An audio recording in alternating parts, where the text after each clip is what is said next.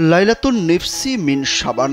শবে বরাত লাইলাতুল বারাত বা মুক্তি ও সৌভাগ্য রজনী হিসেবে পরিচিত শাবান মাসের 14 তারিখের দিবাগত রাত। এই রাতে আল্লাহ তাআলা বান্দাকে ক্ষমা করেন। আল্লাহর কাছে কোনো কিছু চাইলে তিনি দান করেন এবং মৃতদেরকেও ক্ষমা করেন।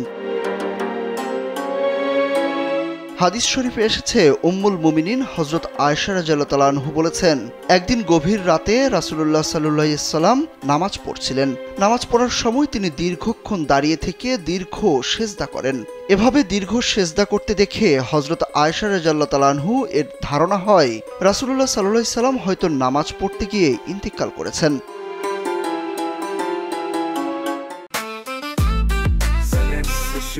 জেনেক্সে শিফট করো, লাইফকে লিফট করো। হযরত আয়েশা রাদিয়াল্লাহু তাআলা আনহা তখন তার সন্দেহ দূর করতে আঙুলে নাড়া দেন। তাতে রাসূলুল্লাহ সাল্লাল্লাহু আলাইহি সাল্লাম আঙুল নাড়িয়ে সাড়া দেন। এরপর রাসূলুল্লাহ সাল্লাল্লাহু আলাইহি সাল্লাম সেজদা থেকে উঠে নামাজ শেষ করে হযরত আয়েশা রাদিয়াল্লাহু তাআলা আনহাকে বলেন, তুমি কি জানো আজকের রাতটি কি রাত? আয়েশা রাদিয়াল্লাহু তাআলা আনহা তখন নবীজিকে বলেন, আল্লাহ ও তার রাসূলই আমার চেয়ে ভালো জানবেন আজকের রাতটির তাৎপর্য কি। তখন রাসূলুল্লাহ সাল্লাল্লাহু আলাইহি সাল্লাম বলেন, আজকের রাতটি হলো অর্ধ শাবানের রাত। মহান আল্লাহ তাআলা অর্ধ শাবানের রাতে তার বান্দার সব প্রার্থনা মনোযোগ সহকারে শোনেন। যারা ক্ষমা প্রার্থী তাদের পাপ ক্ষমা করে দেন, আর যারা অনুগ্রহ প্রার্থী তাদের অনুগ্রহ করেন, তাদের বরকত প্রদান করেন, আর যারা বিদ্বেষ পোষণকারী তাদের ক্ষমা না করে তাদের নিজের অবস্থাতেই ছেড়ে দেন।